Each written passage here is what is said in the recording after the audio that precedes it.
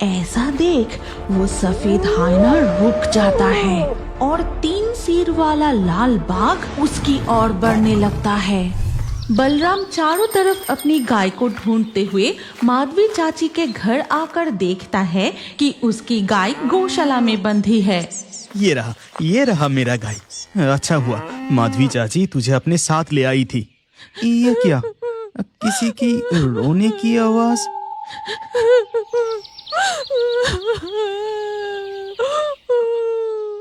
बलराम आंगन की तरफ देखता है कि माधवी चाची फूट फूट कर रो रही है।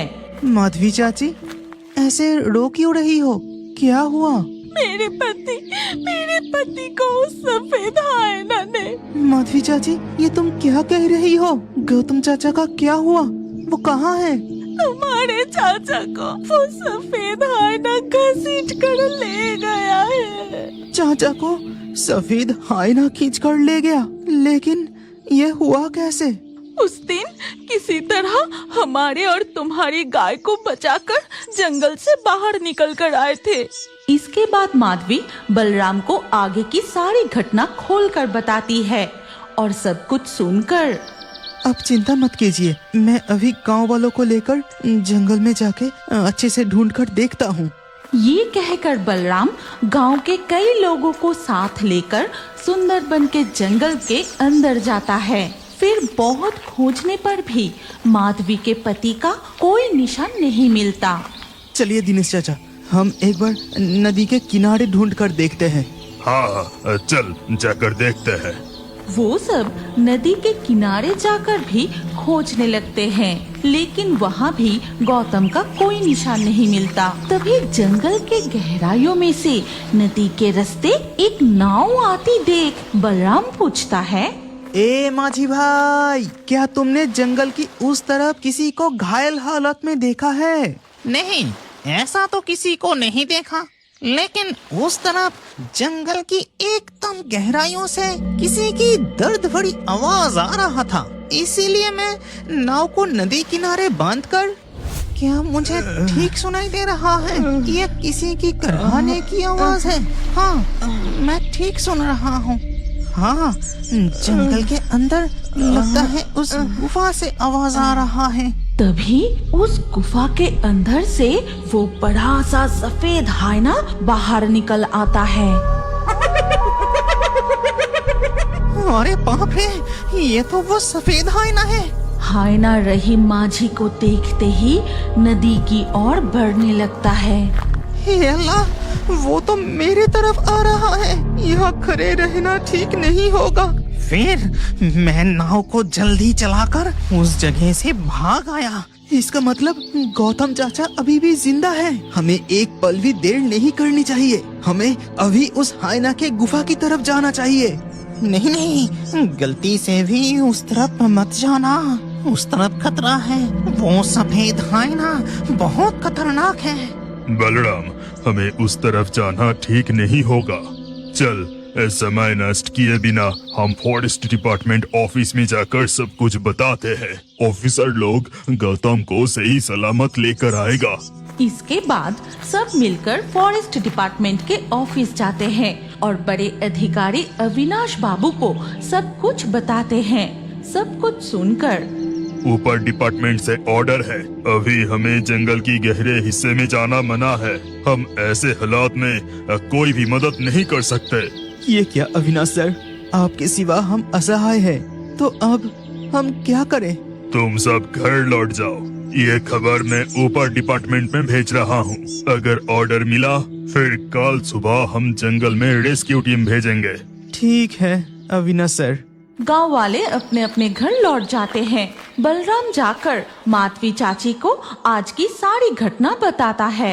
फिर वो अपनी गाय को माधवी के गौशाला से लेकर घर लौट जाता है। फिर धीरे धीरे रात हो जाती है। उधर जंगल के अंदर देखा जाता है कि सुंदरबन के जंगल में वो हायना गौतम को एक खाली जगह पर छोड़कर खुद झाड़ियों के पीछे छिप जाता है। ठीक तभी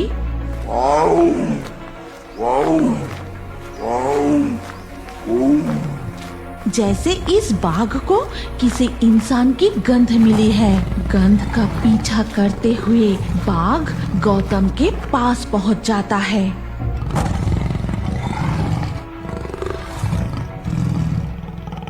गौतम के पूरे शरीर में दर्द है, वो हिल भी नहीं पा रहा। वो देखता है कि एक बाघ धीरे धीरे उसकी ओर बढ़ रहा है। होश, हट जा, मेरे पास मत आना, भाग यहाँ से। तभी झाड़ियों के पीछे से हाइना निकलकर जोर जोर से चिल्लाने लगता है।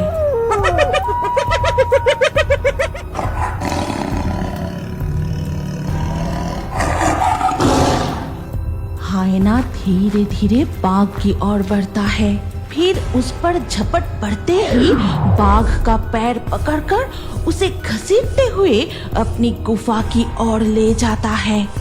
फिर रात बीतकर धीरे धीरे सुबह हो जाती है। ऑफिसर बाबू, आप लोग कुछ कीजिए, कुछ कीजिए। मेरा पति अभी भी जिंदा है, उसे बचा कर ले आइए। वेट, अभी भी ऊपर डिपार्टमेंट से ऑर्डर नहीं मिला। अब शांत होकर बैठिए, इतना उतावला मत होइए। फॉरेस्ट ऑफिस में एक एक करके बलराम और बाकी गांव वाले इकट्ठा होने लगते हैं। उधर जंगल के गहराइयों में दिखा जाता है कि कई बाघ एक पेड़ के सामने खड़े होकर दहड़ रहे हैं, जैसे वो किसी को बुला रहे हैं।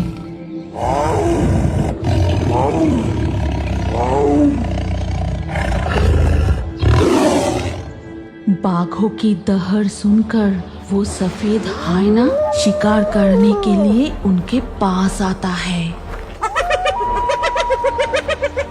हाइना बाघों को पकड़ने के लिए आगे बढ़ता है। तभी बाघों का झुंड और जोर जोर से दहड़ता है। तभी झाड़ियों में से एक दानव जैसी 3 सिरों वाला लाल बाघ निकलता है। ऐसा देख वो सफेद हाइना रुक जाता है और 3 सिर वाला लाल बाघ उसकी ओर बढ़ने लगता है। अविनाश सर, क्या ऊंचे दफ्तर से कुछ खबर आया? नहीं, अभी भी ऑर्डर नहीं मिला। इतना उतावला मत होइए, शांत होकर बैठिए। तुम लोग कुछ नहीं करने वाले।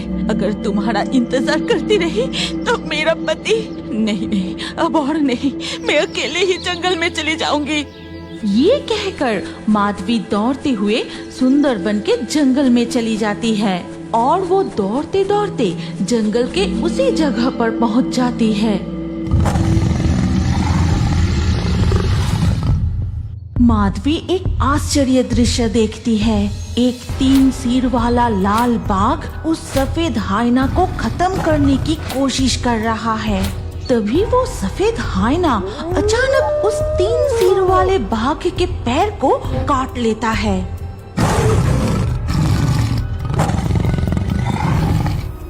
नहीं, उस हाइना को हराना ही पड़ेगा।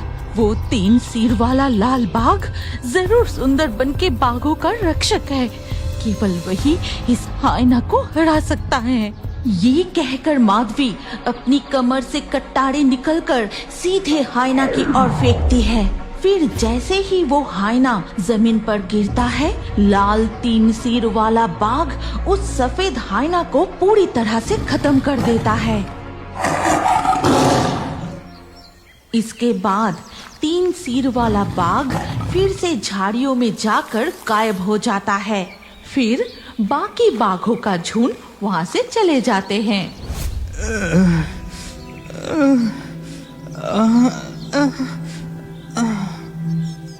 उधर से किसी की तड़पने की आवाज आ रही है। मैं जाकर देखती हूँ।